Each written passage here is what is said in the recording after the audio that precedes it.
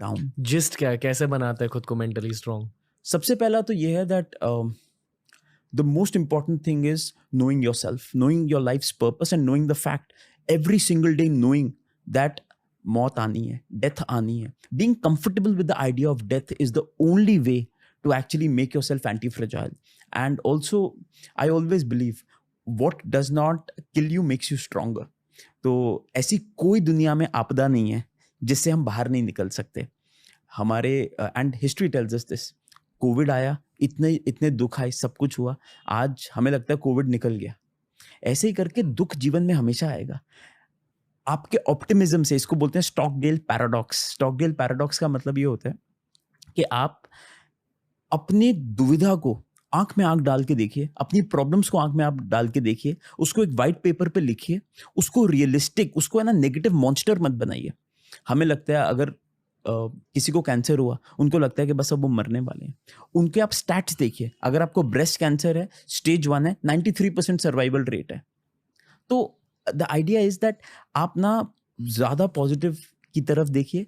And also मुझे लगता है by the end of the day anti fragility का मतलब ये है कि don't take life too seriously. No one has to escape it alive. तो मुझे लगता है वो बार बार कॉन्टिन्यूसली उस पर फोकस करना बहुत इंपॉर्टेंट है. Okay, don't take life too seriously, but पढ़ाई करते रहो. हाँ. Okay, all right. I also always tell people this, that read as if this is the first day of your life and execute as if this is the last day of your life. आपको एक हाइजेनबर्ग्स uncertainty principle है जो ये कहता है, can you be on the basketball ground and in the stadium at the same time. क्या आप खेल सकते हो और अपने आप को ऑडियंस की तरह भी देख सकते हो? How do you change this? How do you change your hat with slow looking and high execution? दुनिया में जो सबसे ज़्यादा अमीर लोग हैं ना, या जो सबसे ज़्यादा सक्सेसफुल लोग हैं, वो या तो बहुत फास्ट काम करते हैं या बहुत स्लो काम करते हैं. 99% लोग मीडियम पेस पे काम करते हैं. जो इन्वेस्टर्स हैं वो स्लो काम करते हैं, वो है ना बहुत माइनर, वो हाई स्टेक्स डिसीजन मेकिंग करते हैं. और जो लोग जैसे टेक्नोलॉजी एंटरप्रेन्योर्स हैं वो मूव फास्ट ब्रेक थिंग्स करते हैं.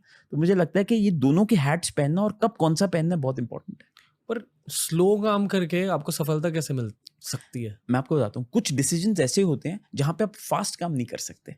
एग्जाम्पल, अगर आपको ओसामा बिन लादेन के कंपाउंड में घुसना है, you can't do it by thinking fast. आपके पास इतनी सारी ऐसे नेगेटिव्स हो सकते हैं, वहाँ पे हो सकता है वो ना हो, वहाँ पे हो सकता है कि कोई कोलैटरल डैमेज हो जाए. तो वहाँ पे आपको बहुत डीप थिंकिंग की ज़रूरत है. एक बहुत शानदार किताब है slow and fast thinking, beautiful book. वो ये कहता है कि आपको पता होना चाहिए कि कब आपको फास्ट थिंकिंग करनी है. आपने आज कपड़े कौन से पहनने हैं, डू फास्ट थिंकिंग.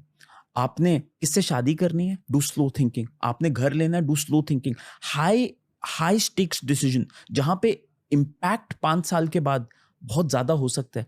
कौन से, जैसे अभी हमने एक कंपनी में इन्वेस्ट किया, अब हमने उस कंपनी में 10 करोड़ रुपए डालने हैं. फॉर मी 10 करोड़ बड़ा अमाउंट है, तो मैं उसमें है ना हफ्ता लगाता हूँ, मैं उस कंपनी के अंदर घुस जाऊंगा. I will do slow thinking. वो एक छोटा सा डिसीजन मेरी लाइफ बदल सकता है. और अगर मैंने वहां पे जल्दबाजी कर दी तो वो 10 करोड़ चला जाएगा.